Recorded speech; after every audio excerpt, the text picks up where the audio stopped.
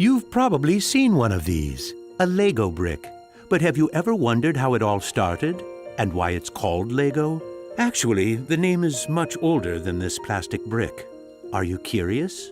Let me tell you how it all began. Many years ago, there was a skilled and hard-working carpenter named Ole Kirk Christensen. Ole was a respected carpenter with his own company, but times were hard, so he didn't have much money and had to dismiss his last worker.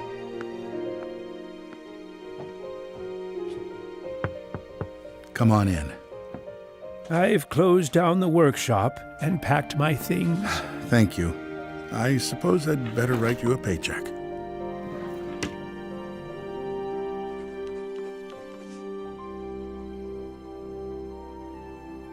Take care.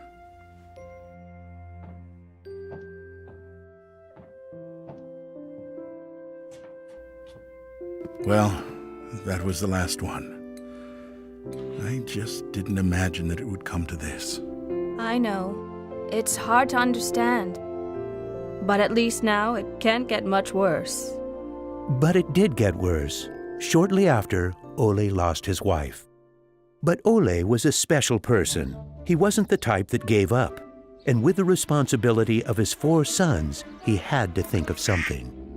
Ole had gotten an idea, and for him, it never took long to put an idea into action. Ole's little invention made his boys so happy that he thought maybe he should start making toys. Ole decided to give it a try. Luckily, he had saved up a lot of wood from the carpentry production. He could now use it to make toys. Time passed by, and even though Ole was a skilled carpenter and had a good eye for quality and detail, sales were very slow. Luckily, one of his sons, Gottfried, started helping out his dad after school. Together, they just barely managed to keep up the production. Eventually, word began to spread that wooden toys of the finest quality were being made in the little workshop in Billund. One day, a man drove into town, a man who would change Ole's future. He was a wholesaler from Fredericia. I've heard that you're making some very nice wooden toys. Well, one does his best. The wholesaler was very impressed with all the wooden toys and placed a big order before he left. Now there's finally someone who can see the opportunities in what we're doing.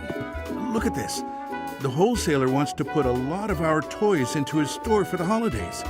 It's going to be a good Christmas this year, but we'll be busy. Now there was a lot to do in the little workshop, and Ole could rehire his former workers. Ole only used the highest quality wood, which was hand-picked and very carefully prepared. They worked day and night to get the order finished, so the wholesaler could get the toys out in stores before Christmas. Is there something wrong, Dad? I'm afraid that we're in big trouble. In the middle of their work, Ole received a letter saying that the wholesaler had filed for bankruptcy and couldn't buy the toys that he had ordered. But what are you gonna do? What about Christmas? Now we can't even afford food? I'll do it. What are you gonna do, Dad? I'll do it myself. I'll drive around selling the toys. There was no time to lose. Ole packed the car with all the toys and drove off. Ole was a very good toy maker, but was not a very good salesman. He didn't like praising himself or talking about how carefully the toys had been made. But he had to keep trying if he was going to sell anything. This is going to be a blast. Is there anything you're interested in? It looks exciting, but I don't have a lot of money right now. Maybe we could trade and call it even. Well, I would prefer money, but... In the end, he succeeded in selling all the toys. He didn't receive as much money as he had hoped, but the family managed, and they had plenty of food for Christmas. Time passed by, but the toys didn't sell as quickly as they had expected. Ole thought perhaps the company needed a good name. What should it be? It has to be a short word. I want it to convey playing well. In Danish, playing well is called leg godt. What should it be? What should it be? Yeah, if only I could get some sort of a sign.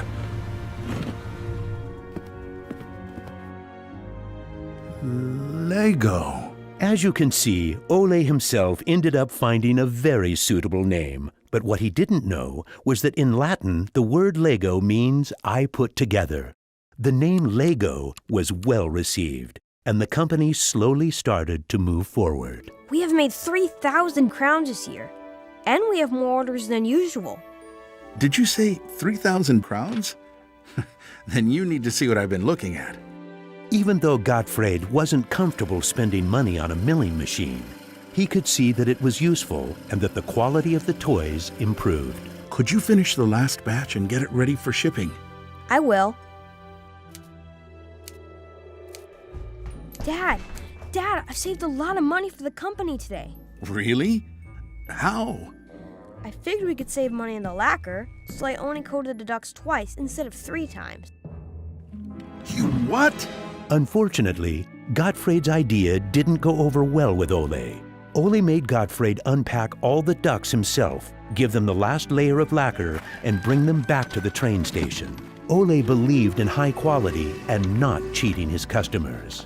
When Gottfried returned, Ole explained that that wasn't the way to create a good brand. This little lesson opened Gottfried's eyes to the fact that every detail matters, and only the best is good enough. In the late 1930s, Lego was making a profit. Even when the Second World War broke out, they tried to make the best out of a difficult time. It seemed nothing could go wrong. But a stormy night in 1942 changed their luck.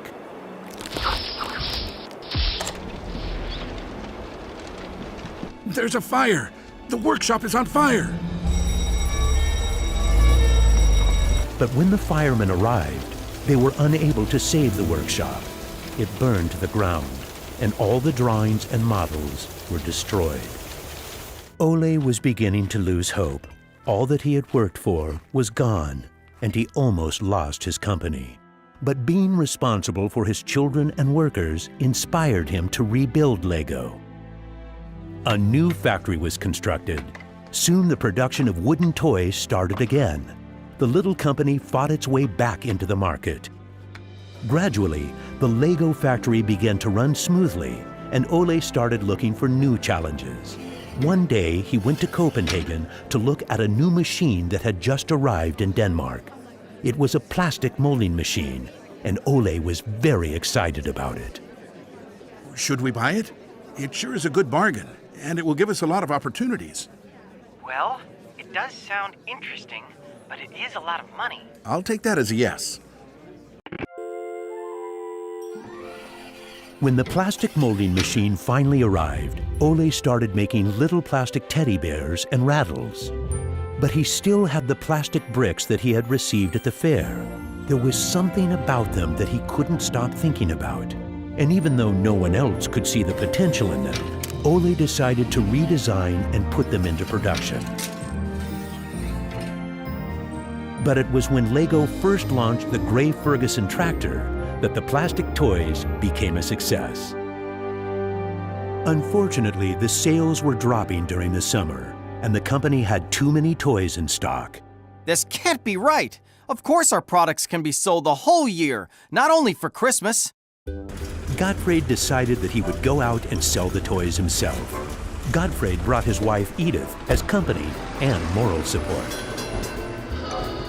If you can't get cash, then we need butter and eggs. Well, it wasn't that bad. Gottfried was a success in his trip around the country, which helped Lego to get out of its financial crisis. They reached home just in time for Ole's birthday party. Ole turned 60, and the whole family was gathered to celebrate with him.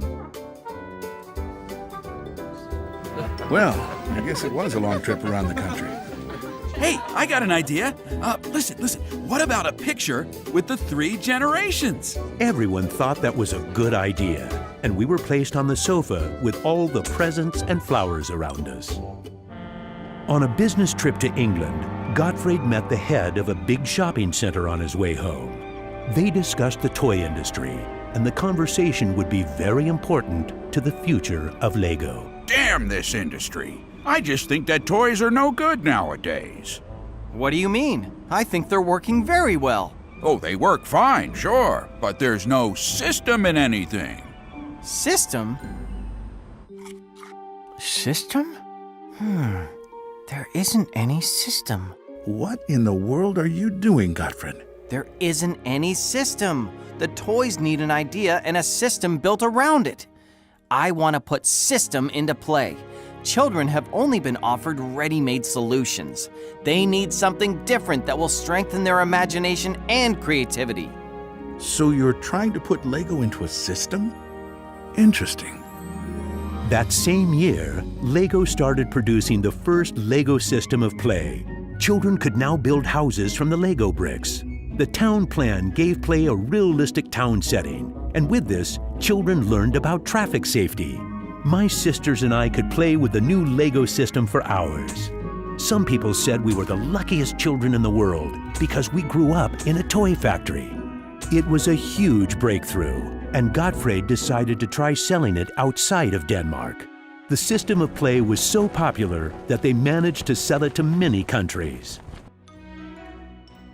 Look what I just built! That is really nice, Kel. Even though Lego was meant for only building houses, there was still a lot of opportunities. There was just one problem. I can't lift it up. It keeps falling apart.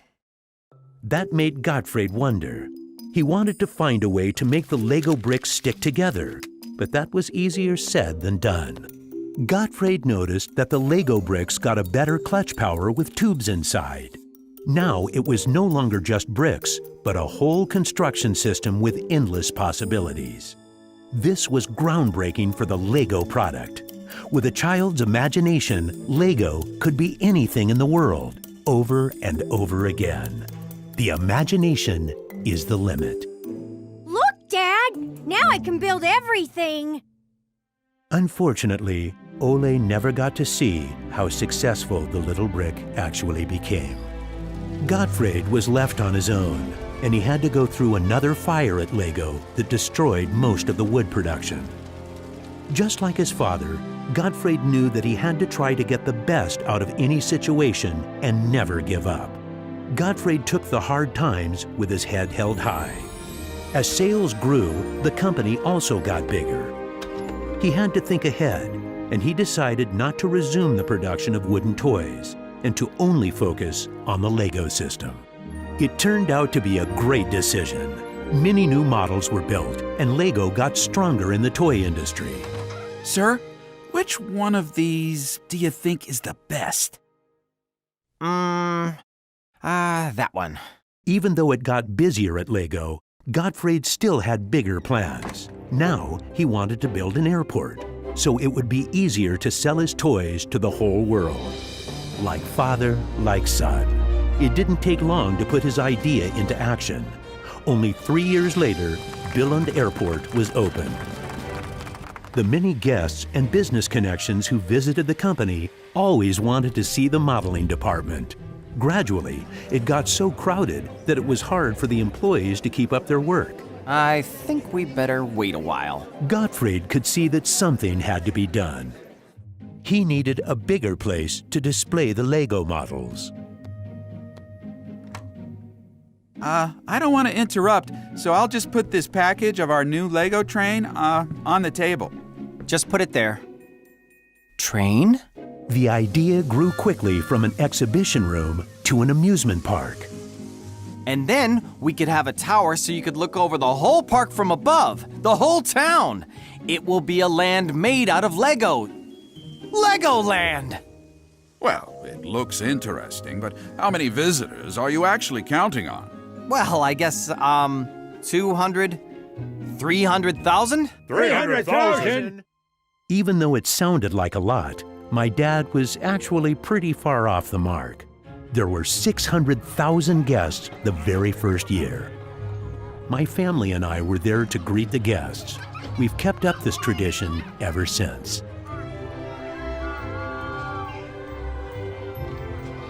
Now you know how it all began.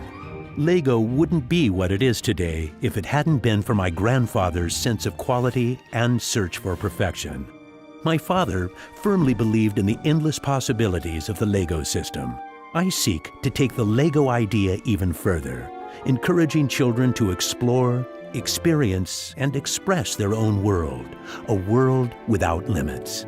And we are still convinced that only the best is good enough, because children deserve the best.